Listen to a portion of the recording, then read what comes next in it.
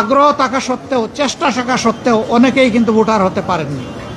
আমাদের দাবি থাকবে নির্বাচন কমিশনের কাছে কমপক্ষে আরও 15 দিন এই সময় বর্ধিত করা হোক। সেখানে কোথায় কারেন্টের বিলকে দিল, পানির বিলকে দিল কি দিল না, হোল্ডিং ট্যাক্স দিল না, অনেকের 10-20 বছর ধরে দেশের বাইরে আছে, তারা এগুলো ব্যবহারও করে না, বিলও দেয় না, বিল দেওয়ার প্রয়োজনও হয় না। আমি বুঝতে পেরেছি যে এই মতানৈক্য কেন। আমাদের মধ্যে মতানৈক্য হোক, তবে দোয়া করেন মতবিরোধ যেন না হয়। আমরা এই দাবি নিয়ে প্রধান উপদেষ্টা, নির্বাচন কমিশন সহ গুরুত্বপূর্ণ সকল জায়গায় প্রবাসীদের হয়ে কথা বলেছি। আমরা সরকার এবং নির্বাচন কমিশনকে ধন্যবাদ জানাই। এই প্রথমবারের মতো ব্যাপক ভিত্তিক বিদেশিদেরকে ভোটার তালিকায় যারা প্রবাসী আমাদের, তাদেরকে সম্পৃক্ত করার তারা উদ্যোগ নিয়েছেন, কিন্তু সেখানে কিছু সমস্যা রয়ে গিয়েছে। অক্টোবরের 30 তারিখ পর্যন্ত সময় বেঁধে দেওয়া হয়েছিল। এই সময়ের ভিতরে যে সফটওয়্যার এখানে ইনস্টল করা হয়েছে, এটা ফাংশন করে নাই প্রপারলি, যার কারণে আগ্রহ থাকা সত্ত্বেও, চেষ্টা থাকা সত্ত্বেও অনেকেই কিন্তু ভোটার হতে পারেননি। আমাদের দাবি থাকবে নির্বাচন কমিশনের কাছে কমপক্ষে আরও 15 দিন এই সময় বর্ধিত করা হোক, এবং যে জটিলতাগুলো রয়েছে সেগুলা সহজ করে তাদেরকে ভোটার হওয়ার সুযোগ তৈরি করে দেওয়া হোক। আরও কিছু সমস্যা আছে, কিছু শর্ত জুড়ে দেওয়া হয়েছে। আমরা বলবো, একজন নাগরিকের প্রমাণের জন্য তার আইডি কার্ড, ন্যাশনাল আইডি যথেষ্ট। তার পাশাপাশি যদি তার একটা পাসপোর্ট থাকে, ভ্যালিড পাসপোর্ট, তাহলে আর কিছুরই প্রয়োজন হয় না। সেখানে কোথায় কারেন্টের বিলকে দিল, পানির বিলকে দিল কি দিল না, হোল্ডিং ট্যাক্স দিল না, অনেকের 10-20 বছর ধরে দেশের বাইরে আছে, তারা এগুলো ব্যবহারও করে না, বিলও দেয় না, বিল দেওয়ার প্রয়োজনও হয় না। সেগুলো শর্ত জুড়ে দেওয়া হয়েছে। আমরা এগুলাকে সহজ করার জন্য আহ্বান জানাবো। এর পাশাপাশি আরেকটা মেসেজ আমরা তাদেরকে দিয়েছি, তাদের দায়িত্ব শুধু দেশকে দেওয়া নয়, দেশের দায়িত্ব তাদেরকে সম্মান দেওয়া, এবং মিলেমিশে দেশে প্রবাসে নিবাসে যারা আছেন, আমরা সবাই মিলে সবগুলো হাত একত্রিত করে সবগুলা মেধাকে এক কেন্দ্রে এনে আমরা আমাদের দেশকে নিয়ে ইনশাআল্লাহ আগামীতে সামনে আগাতে চাই। এই জন্য আমরা বলেছি, জাতীয় সংসদ সহ সরকার পরিচালনা এবং দেশ গঠনের সর্বক্ষেত্রে প্রপোর্শনেট হারেই প্রবাসীরা ইনশাআল্লাহ তারা সেখানে অংশগ্রহণ করবেন, তাদের সেই জায়গাটা নিশ্চিত করা হবে ইনশাআল্লাহ। এটা হয়তো সময় লাগবে, এটা আজকেই বললে আজকেই হবে না, কিন্তু এটি আমাদের স্বপ্ন। স্বপ্ন বুনলে একদিন আল্লাহ তাআলা বাস্তবায়ন করবেন ইনশাআল্লাহ।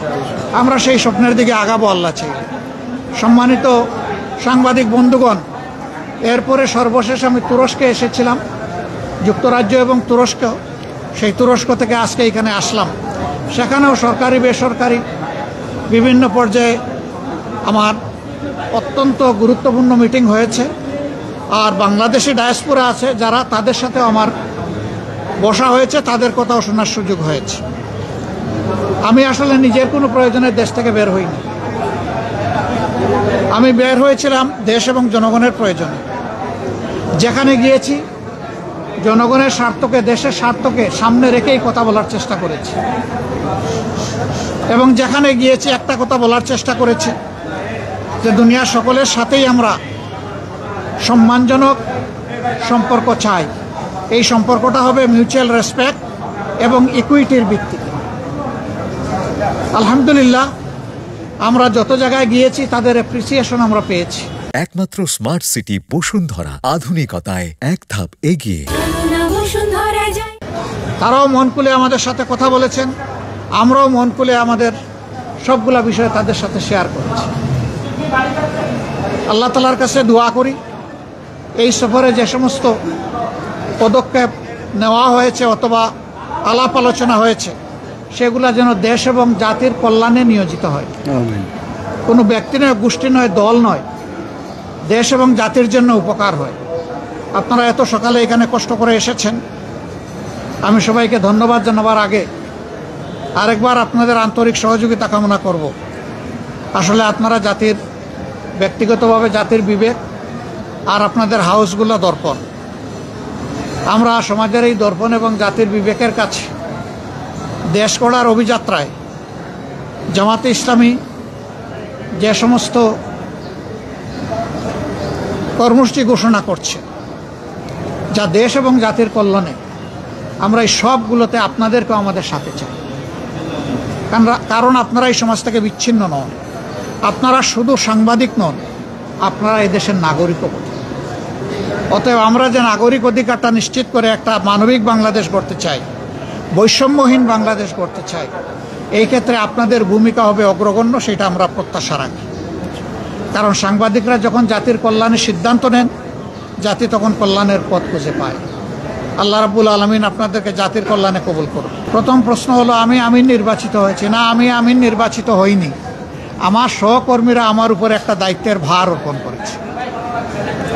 এই দায়িত্বটা বড় ভারী। আপনারা দোয়া করবেন দেশ এবং দিনের জন্য, এই দায়িত্ব পালনে আল্লাহ যেন আমাকে সাহায্য করেন। আর পাশাপাশি আমি আপনাদেরও সহযোগিতা চাই। বিএনপি তারাও চূড়ান্ত তালিকা প্রকাশ করেনি।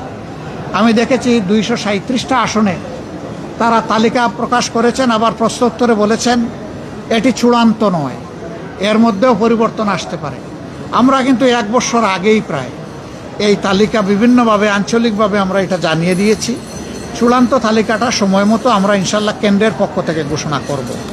তবে যেহেতু আমরা একা ইলেকশন করব না, আরও অনেককে আমরা ধারণ করব, দেশ এবং জাতির স্বার্থে সব দিক বিবেচনা করেই চূড়ান্তভাবে যথাসময় ইনশাল্লাহ আমরা আপনারা শুনেছেন, আমি শুনি নাই। আমি বুঝতে পেরেছি যে এই মতানৈক্য কেন। আমাদের মধ্যে মতানৈক্য হোক, তবে দোয়া করেন মত বিরোধ যেন না হয়। মতের ভিন্নতা থাকবে, এটাই গণতন্ত্রের সৌন্দর্য। সব দল তো এক দল নয়, সবগুলা দল ভিন্ন ভিন্ন, তাদের দৃষ্টিভঙ্গিতেও কিছু পার্থক্য থাকবে, এটাই স্বাভাবিক। আমরা সকলের মতকে শ্রদ্ধার সাথে দেখি, তবে আমরা নিজেরা যে মতটা প্রকাশ করি, আমরা চেষ্টা করি চিন্তা ভাবনা করে জাতির স্বার্থেই সেই মতগুলা প্রকাশ করার। অতএব মতানৈক্য এটা ডেমোক্রেসির সৌন্দর্য। এটার জন্য এখানে বিরোধ লেগে গেছে অথবা অনেককে একেবারে দেশ অস্থির হয়ে গেছে, আমরা এটুকু চিন্তা করতে রাজি নই। না, ওনারা বেঁধে দেয়নি, আমি এটাও শুনেছি ভালো করে। ওনারা অনুরোধ করেছে যে 1 সপ্তাহ সময়ের ভিতরে রাজনৈতিক দলগুলা বসে যদি একটা কনসেনসাসে পৌঁছতে পারে, সরকারের জন্য এটা ভালো। এবং আমরাই সবার আগে আমাদের পক্ষ থেকে আমাদের নায়েবে আমির আহ্বান জানিয়েছেন যে আসুন আমরা খোলামেলা আলোচনা করে আমরা এই সমাধানে পৌঁছি দেশ এবং জাতির স্বার্থে। আমরা আশা করি অন্যরা আমাদের এই আহ্বানকে সাড়া দেবেন ইনশাল্লাহ। গণভোটের ব্যাপারে তো আমরা আমাদের দৃষ্টিভঙ্গি অলরেডি আমরা দিয়ে দিয়েছি। ফেব্রুয়ারিতে নির্বাচন আপনারা আমরা দেশবাসী সবাই দেখতে চাই ইনশাল্লাহ। শুধু আমরা না, সবাইকে নিয়ে আমরা দেখতে চাই। সবাইকে আরেকবার ধন্যবাদ। আসসালামু আলাইকুম ওয়া রাহমাতুল্লাহ।